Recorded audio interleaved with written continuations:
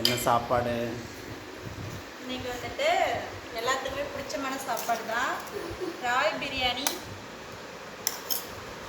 பாறை மீன் பொரியல், ஆனியன் ரைத்தா. உங்கள் வீட்டிலலாம் என்ன ஸ்பெஷல்னு சொல்லிட்டு கமெண்ட் பண்ணுங்கள்.